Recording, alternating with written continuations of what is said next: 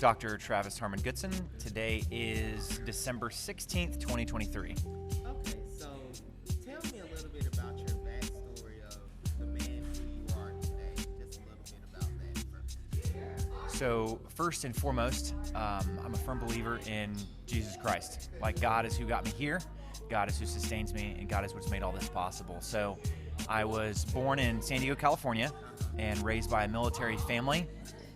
And I've always had a natural drive to be curious, inquisitive, abstract, and that is just carried through my personal and professional life, leading all the way from being a SWAT police officer to being a college professor to now being an industrial and organizational psychologist.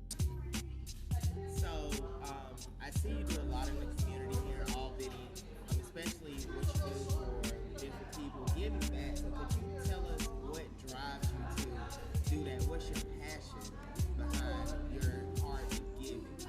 So I've been very engaged and involved in the community for about 10 years now here locally in Albany. And I think the main reason why is I see that there's so much good in this community. There really is. There's a lot of people that want to go through and talk negatively about the community, but there's not a whole lot of people that want to be a part of the solution. So for some of the most recent efforts, what I see is we have different underserved populations within the community organically. And I've just made it my mission to love on them and to support them and to show them that Albany is a beautiful, wonderful place to live and that they're worth it. And I think that's probably the premise, is that people need to understand their intrinsic value and that they are valuable. Right.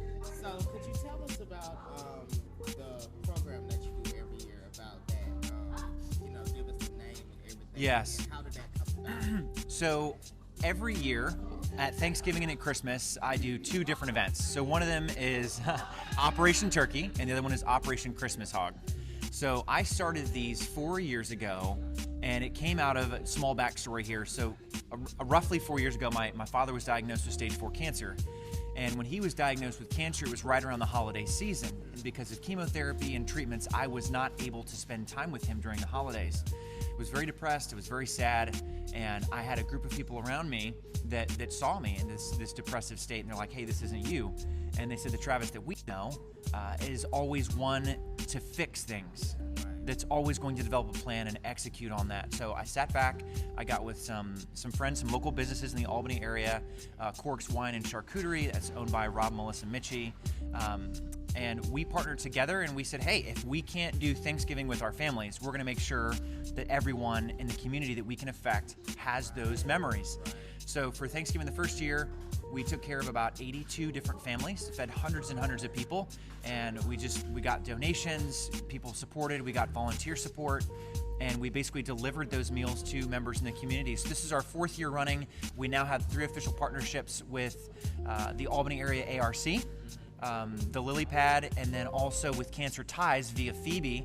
And this past Thanksgiving, we were able to support all 3 of those agencies to make sure that the food and the donations and the toys that are coming up for Christmas all go to those that are in the most need, like those communities that we talked about previously. So could you leave something, this last question, what would you want your legacy to be? My legacy would be is that love people and stay curious. I think that in a single sentence, to elaborate on that more, is everyone out there is worthy and deserves love. Everyone is. And people get tired of hearing it. They get tired of hearing, oh, you're worth it, you're valuable. You have to show them that. And that's why I say this is to stay curious. Stay curious in the ways that you can be engaged in your communities, that you can love other people, and find innovative, creative ways to support them wherever they're at in their individual journeys. Right. Would you like to leave a quote or something to, just to give away anything else in your heart? So my life quote here is, it's not that you say what you do, it's that you do what you say.